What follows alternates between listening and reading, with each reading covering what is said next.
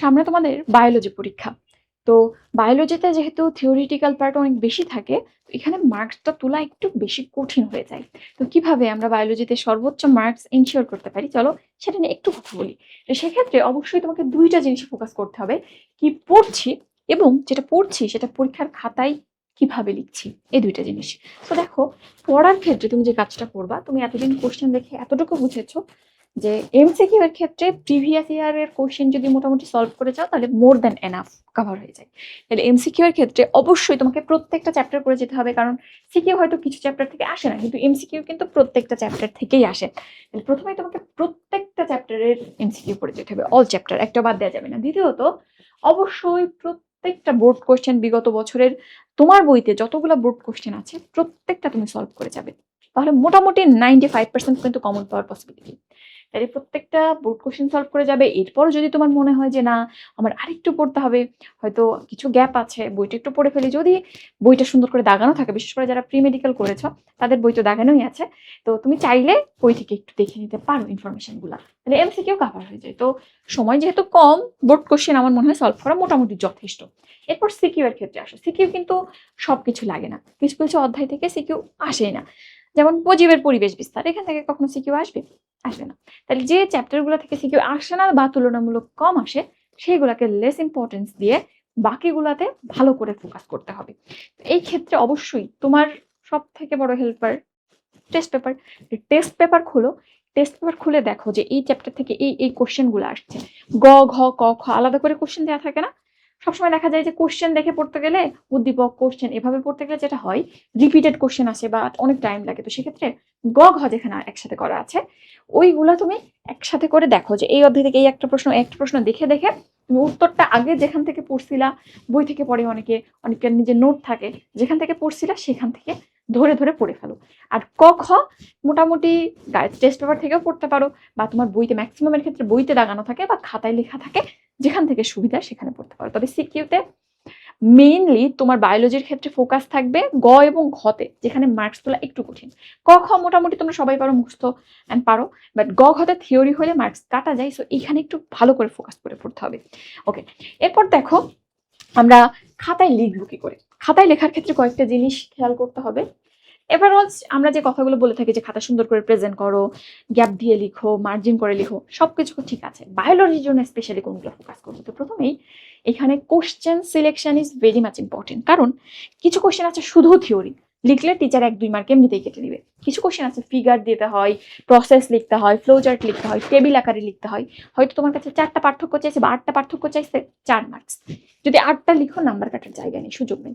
কিন্তু তোমাকে যদি বলে যে এইটার গুরুত্ব অপরিসীম, অসমোসিসের গুরুত্ব অপরিসীম, বা প্রসাধনের গুরুত্ব অপরিসীম, তখন কিন্তু এই টাইপের প্রশ্নে মার্কস কাটার সুযোগ থাকে। সো কোন কোশ্চেন লিখবো এটা আগে সিলেক্ট করতে হবে, এবং যে জায়গাগুলোতে ছাকা ছাকা মার্কস থাকে সেই জায়গাগুলো আমাকে সিলেক্ট করতে হবে, যেখানে ফিগার দেওয়া যায়, পার্থক্য লেখা যায়, এই জায়গাগুলো। সো কোশ্চেন সিলেকশন সবার আগে ঠিক করে নিতে হবে।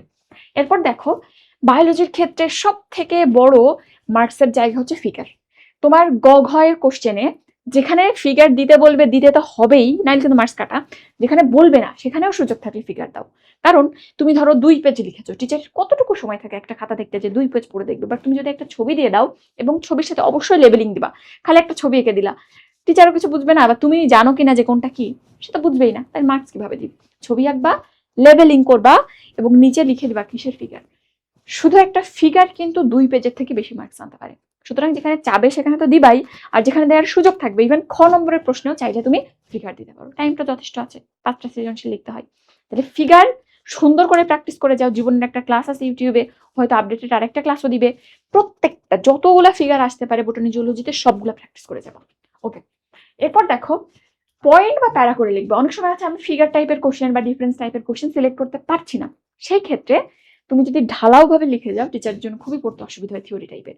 সো এখানে সুন্দর করে পয়েন্ট করে লিখতে পারো, যে একটা ছোট হেডলাইনের আন্ডারে লিখতে পারো। যদি হেডলাইন দেওয়ার সুযোগ না থাকে, ছোট ছোট প্যারা করে লিখো। রিডার পয়েন্ট করে লিখো বা প্যারা করে লিখো, যাতে টিচারের জন্য পড়তে সুবিধা হয়। ঠিক আছে, টিচারকে পড়িয়ে নিতে হবে, টিচারের সময় নাই পড়ার।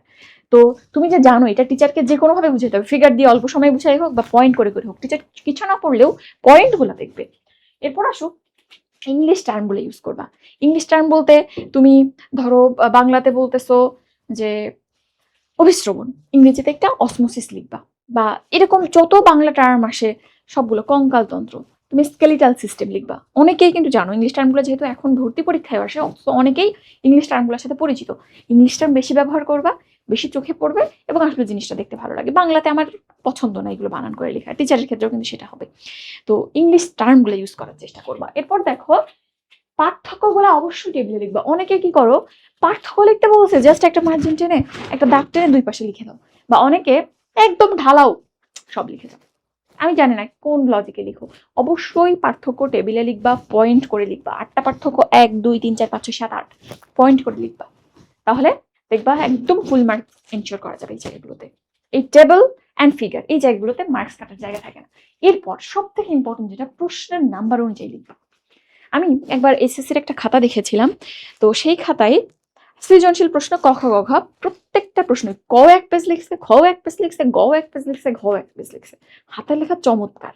তো টিচার নাম্বার দিচ্ছিল বেসিক্যালি, একটু একটু পড়ে দেখছিল এবং হাতের লেখা দেখে নাম্বার দিচ্ছিল। তো ওই বাচ্চাটা যদি কটা 1 2 লাইনে, খটা 4 5 লাইনে বা 6 7 লাইনে, গটা 1 পেজ, ঘটা 1.5 2 পেজ এভাবে লিখতো, তাহলে কিন্তু ওর হাতের লেখা এত চমৎকার ছিল, মোটামুটি ভালো নাম্বার পেয়ে যেত। কিন্তু টিচার যখন দেখছে সে ক নম্বরের প্রশ্ন 1 পেজ লিখেছে, তখন কিন্তু ইমপ্রেশনটাই খারাপ হয়ে গেল যে আসলে কিছু বুঝেই না, পরীক্ষার মার্কস ডিস্ট্রিবিউশন বুঝে না, এতটুকু স্মার্টনেস তার মধ্যে নাই। সো কোশ্চেনের মার্কস অনুযায়ী কিন্তু লিখতে হবে। তোমার 2 মার্কসের কোশ্চেন, তোমার মনে হচ্ছে কিন্তু অনেক কিছু লেখা যায়, তুমি লিখে দিলা 2 পেজ, খুবই দৃষ্টিকটু দেখায় এবং খুবই লজিক্যাল। সামারি লিখেছো না, তো ওই সামারি করেই তোমাদেরকে 5 নম্বরের প্রশ্নের যে সাইজটা সেটাকে 2 নম্বরের কোশ্চেনে আনতে হবে, বুঝছো? সো সাইজ মেনটেন করে অবশ্যই লিখবা। মনে করো না বেশি লিখলে বেশি নাম্বার, এটা কিন্তু খুবই ভুল একটা কনসেপ্ট। তো তুমি যদি খাতায় লেখার ক্ষেত্রে এই কয়েকটা নিয়ম ফলো করতে পারো, বিশেষ করে figure, very very very very much important, তাহলে কিন্তু মোটামুটি হাইয়েস্ট বা খুব ভালো একটা মার্কস এনশিওর করা যায়। ঠিক আছে? তো এই তো, এইভাবে তুমি যদি একটু কয়েকটা দিন পরিশ্রম করতে পারো এবং লেখার ক্ষেত্রে একটু স্মার্ট হও, আশা করি ভালো মার্কস পাবা। তো আমাদের মেডিলজি থেকে অলরেডি কিছু সাজেশন ক্লাস তোমরা পেয়েছো, এমসিকিউ সাজেশন ক্লাস পাবে। আমি হয়তো শুক্রবার থেকে 1 2 দিন দেরি হইতে পারে আমার এমসিকিউ গুলা দেওয়ার, তোমার পরীক্ষার আগের দিন মোটামুটি আমার ক্লাসগুলো পাবে। আমার পরীক্ষা আছে, সো একটু বিজি। তো আশা করি তোমাদের সাথে দেখা হবে ক্লাসগুলোতে। আর এখন অনেকে অ্যাডমিশন নিয়ে কথা বলছো, কারণ পরীক্ষা প্রায় শেষের দিকে, সো অ্যাডমিশন নিয়ে কথা বলছো। সো যদি 26 ব্যাচে যারা আছো অ্যাডমিশনের কোর্সগুলোতে ভর্তি হতে চাও, আমাদের অনলাইন অফলাইন দুটো কোর্সই আছে।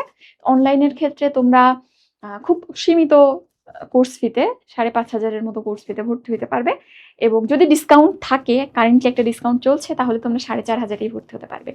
আর অফলাইনের ক্ষেত্রে একটু কোর্স ফিটা বেশি। অফলাইনে আমাদের একটাই ব্রাঞ্চ আছে ফার্মগেটে। যদি অফলাইনে কেউ পড়তে চাও, আমরা কয়জনই যারা অনলাইনে ক্লাস নেই তারাই ক্লাস নিব, তো তারাও কিন্তু ভর্তি হতে পারো। সেক্ষেত্রে ফোন নাম্বার দিয়ে দেবো, কল করতে পারো।